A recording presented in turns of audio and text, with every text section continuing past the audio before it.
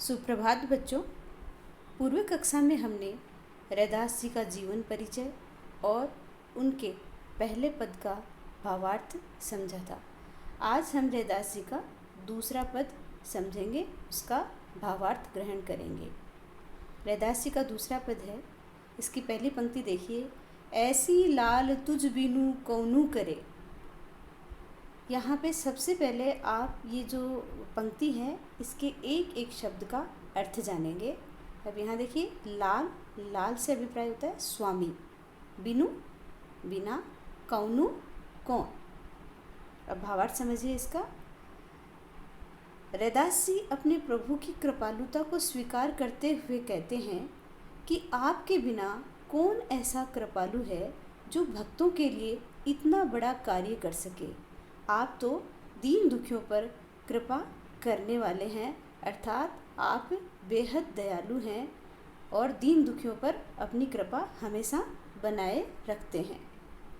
यहाँ दूसरा पद है, गरीब निवाजू गुसैया मेरा माथे छत्रु धरे।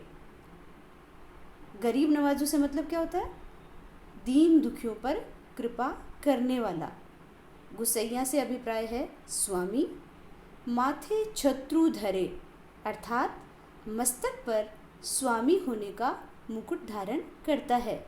अब हम इसका भावार्थ जानते हैं।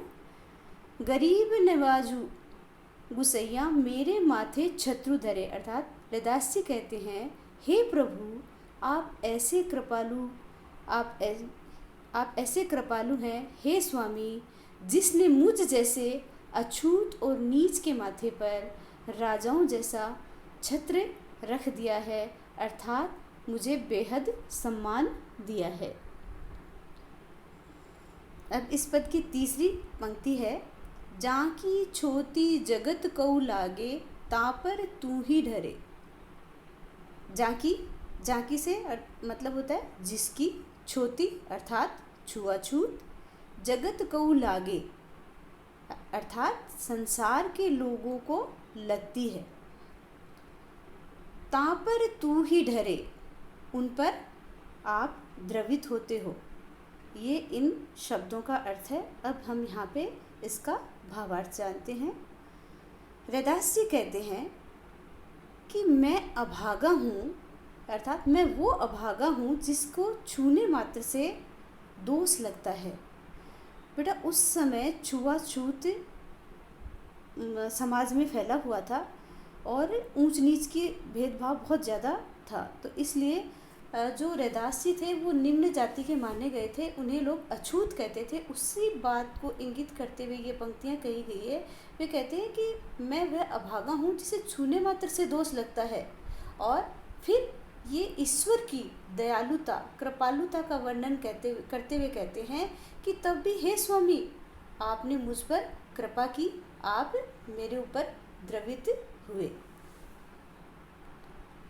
अगली पंक्ति है, नीच हूँ ऊंच करे मेरा गोविंदू काहू ते न डरे। अब यहाँ पे आप इन शब्दों का अर्थ जानिए।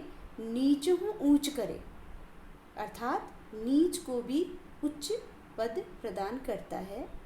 काहू ते अर्थात किसी से, डरे अर्थात डरता है।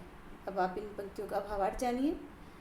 नीच हूँ ऊंच करे मेरा गोविंदू काहू ते न डरे अर्थात रैदास जी कहते हैं, हे प्रभु आपने मुझ जैसे नीच प्राणी को इतना उच्च सम्मान प्रदान किया है, सचमुच आपको किसी से भी डर नहीं है, अर्थात आपको किसी का भी भय नहीं है।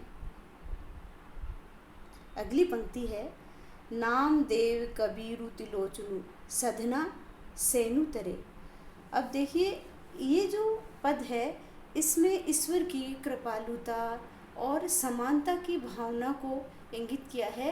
यहाँ देखिए इन्होंने अब उदाहरण के माध्यम से बताया कि जैसे ये स्वयं एक नीच जाति के थे, तो उसी उनके समकालीन कुछ कवियों के नाम इन्होंने लिखे हैं। नामदेव जी, कबीरदास जी, तिलोचन जी और सगना और सैनु, ये इनके समकालीन कवि थे। इनका उदाहरण देते हुए वो इस पद में स्पष्ट कर रहे हैं, वे कह रहे हैं कि आपने नामदेव जैसे छिपी छिपी एक निम्न जाति मानी गई है जो झाड़ू वगैरह बनाने का काम करती है, और कबीर जैसे जुलाहे जो सूत काटने का काम करते हैं।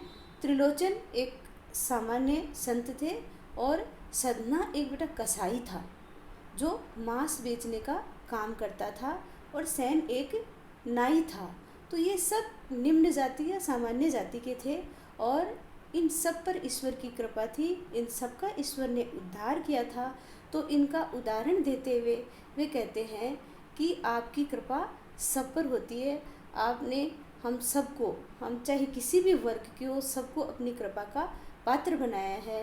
अर्थात आपके मन में कोई भी भेदभाव नहीं है, आपके लिए हर कोई समान है। अंत की पंक्ति में कह रहे हैं, कही रविदासु सुनहु रे संतहु हरि जीवते सभे सरे। अब फिर यहाँ पे आप शब्दार्थ जान लीजिए। सुनहु अर्थात सुनो, हरि जीव हरि जी से, सभे सरे अर्थात सब कुछ संभव है। अब इस पंक्ति का भावार्थ है कि इस पद में रैदास जी संतों को संबोधित करते हुए कहते हैं, हे संतों सुनो, हरि जी सब कुछ करने में समर्थ है, वे कुछ भी कर सकते हैं। अर्थात भगवान के लिए कुछ भी असंभव नहीं है। यहाँ ये इस बात पे जोर है कि समाज में जो परिपाटी होती है उसको कोई तोड़ नहीं सकता, सामान्य जन उसको नहीं तोड़ सकता, लेकिन ईश्वर के लिए ऐसी कोई भी बाध्यता नहीं है, वो सब कुछ करने में समर्थ हैं। ये बात रैदास जी ने कही है। अब हम इस पद का संक्षिप्त रूप से सारांश देख लेते हैं। इस पद में रैदास जी ने ईश्वर की कृपालुता, दयालुता का वर्णन किया है। रैदास जी के अनुसार ईश्वर दीन दुखियों के दुख दूर करने वाले हैं, उनका उद्धार करने वाले हैं।